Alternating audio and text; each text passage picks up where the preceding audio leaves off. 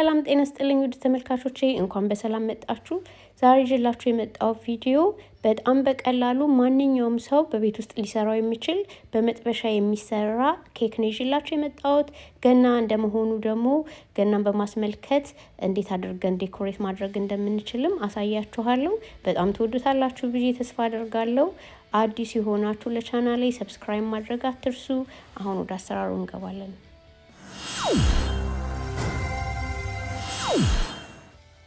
እሺ ኬኩን ለመጀመር ደረቅ ነገሮችን መጀመሪያ እናዘጋጃለን። በሳህን የኬክ ዱቄት 1 ኩባያ ተኩል፣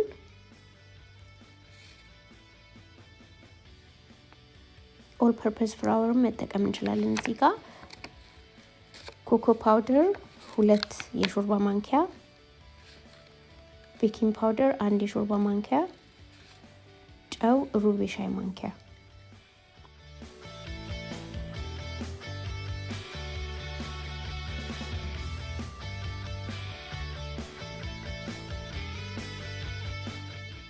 ከዛ ሁሉንም አንድ ላይ እንደዚህ እናዋህዳቸውና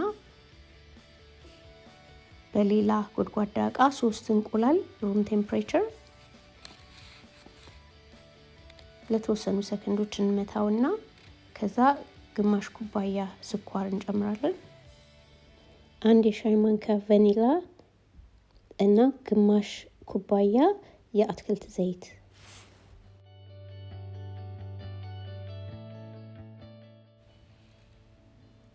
ይሄን በደንብ አድርገን ስኳሩ እስኪሟሟ በደንብ ከመታነው በኋላ ቀደም ያዋሃድነውን ዱቄት እንጨምራለን። ከዛ ግማሽ ኩባያ ወተት እንጨምራለን እና አንድ ላይ እንመታዋለን። እኔ አሁን 2 አይነት ነው የማደርገው፣ አንድ በኮኮ እንደዚህና ኮኮ ፓውደር የሌለው። አንድ አይነት ሜተድ ተጠቅማችሁ ኮኮ ፓውደሩን ማስቀረት ማለት ነው ለነጩ ደግሞ። እና እኔ 2 ኬክ ስለምሰራ ነው፣ ግን መጠኑን እጽፍላችኋለሁ ከታችም። የአንዱ ብቻ ነው የሚያስፈልጋችሁ ለአንድ ኬክ እና እኔ እንደዚህ አድርጌ 2 አዘጋጅቻለሁ። ከዛ መጥበሻችንን እንጥድና እሳቱን እስከ መጨረሻ እንቀንሰዋለን እና እንዳያጣብቅብን ትንሽ የአትክልት ዘይት አድርገን እንቀባውና ለአንድ ፓንኬክ 1 ኩባያ በቂ ነው። የኬክ ሊጣችንን እናደርጋለን። እኔ የተጠቀምኩበት መጥበሻ 9 ኢንች ነው ስፋቱ፣ ግን እንደምትፈልጉት ሳይዝ አድርጋችሁ መጠቀም። ከዛ ለ7 እና 8 ደቂቃ እሳቱ እንደተቀነሰ እናበስለውና እንገለብጠዋለን። ከገለበጥን በኋላ ደግሞ ለ2 ደቂቃ ከድነን እንደገና እናበስለዋለን በሌላኛው ሳይድ።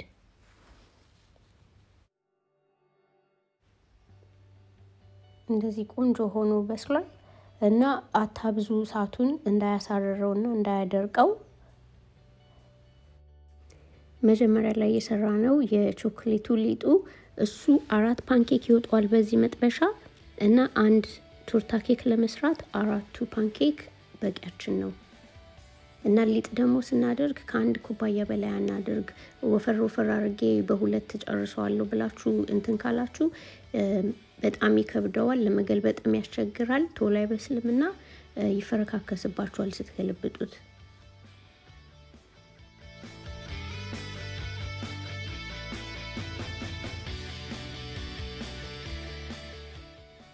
ይሄንንም በተመሳሳይ መልኩ እንደዚህ እናበስልና ቆንጆ ሆኖ በስሎ ወጥቷል።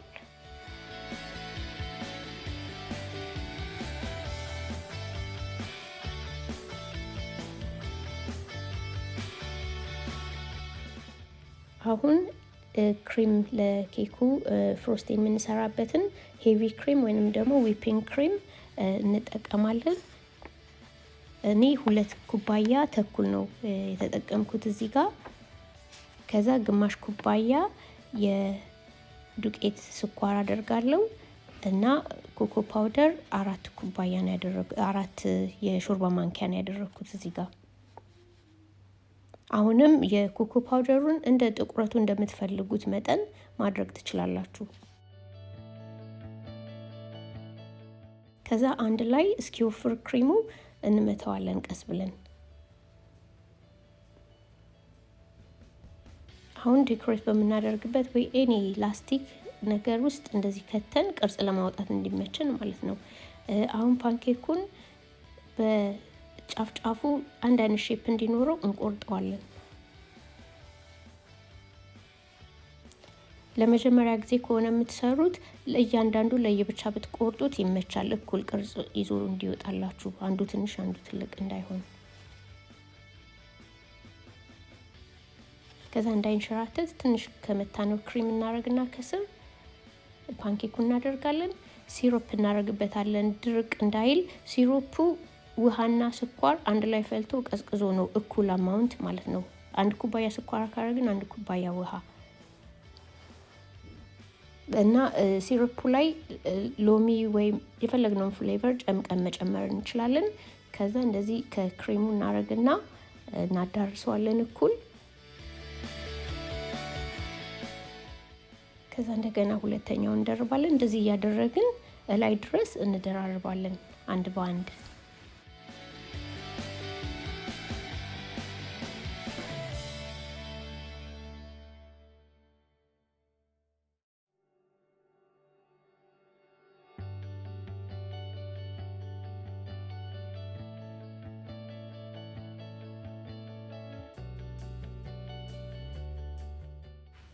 ከዛ የመጨረሻውንም ካደረግን በኋላ አሁንም ሲሮፑን እናረግና ከላይ ክሬም እናረጋለን።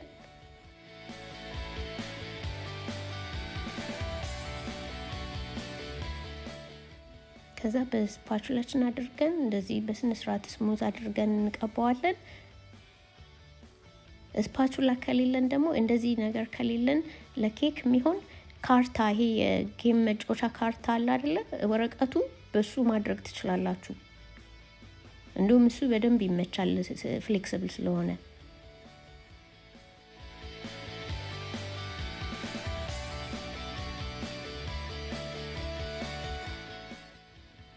አሁን ደግሞ ከላይ ለቸኮሌት ለምናደርገው 65 ግራም ሄቪ ክሬም እና ቸኮሌት ቺፕስ 65 ግራም ሁለቱንም እኩል ነው መጠኑን የምናደርገው እና ክሬሙን ለ1 ደቂቃ ማይክሮዌቭ ውስጥ እናሞቀውና ከዛ ቾኮሌት ቺፕሱን ከተን ለ1 ደቂቃ እንተዋዋለን እንዲቀልጥ።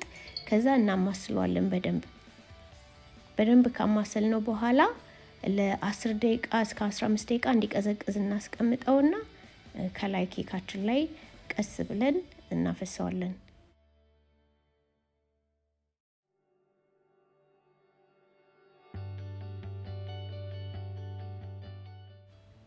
ሳይቀዘቅዝ ካደረግነው ክሬሙን ያቀልጥብናል ኬኩ ላይ ያለውንና እንዳለ ይበላሻል። ስለዚህ ይቀዝቅዝ በደንብ እና አታብዙት። እንደኔ እዚህ ጋር ብዝቼዋለሁ፣ ለዛ ነው ወደታች ብዙ የወረደው። እና በፈለጋችሁት መንገድ ዴኮሬት ማድረግ ትችላላችሁ። ከዛ እኔ ያው ቅድም እንዳልኳችሁ ገናን በማስመልከት ደግሞ እንደዚህ የኔቲቪቲ ሲንን እንደዚህ ስዬ ቀርጬ አውጥቼ ላዩ ላይ ይሄ የኬክ ዴኮር ነው፣ ኤድብል ነው፣ የሚበላ ነው። ስለዚህ ችግር አያመጣም። ይሄንን ወረቀት እንዴት አድርጌ ስዬ እንዴት እንደ ቀርጬ እንዳወጣሁት ማየት ለምትፈልጉ የዚህን ቪዲዮ መጨረሻ ላይ አስገብቼላችኋለሁ። እስከ መጨረሻው ማየት ትችላላችሁ። ከዛ እንደዚህ ስፕሬይ እናደርግና ይሄንን ስፕሬዩን በሹገር ፓውደር ማድረግ እንችላለን። በፈለግነው ነገር ከለሩን የኬኩን ነጭ አድርገን እሱን በብራውን በኮኮ ፓውደር እንደፈለግነው ማድረግ እንችላለን። እና እንደዚህ አሳምረን ለመቁረጥ ራሱ ያሳዝናል። እና አሁን ውስጥ እንቆርጭ ያሳያችኋለሁ።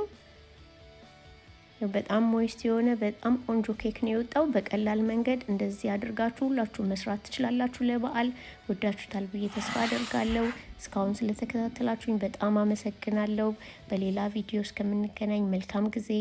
የስዕሉን አሰራር አሁን ተውላችኋለሁ። እዚህ ጋር ደህና ሁኑ።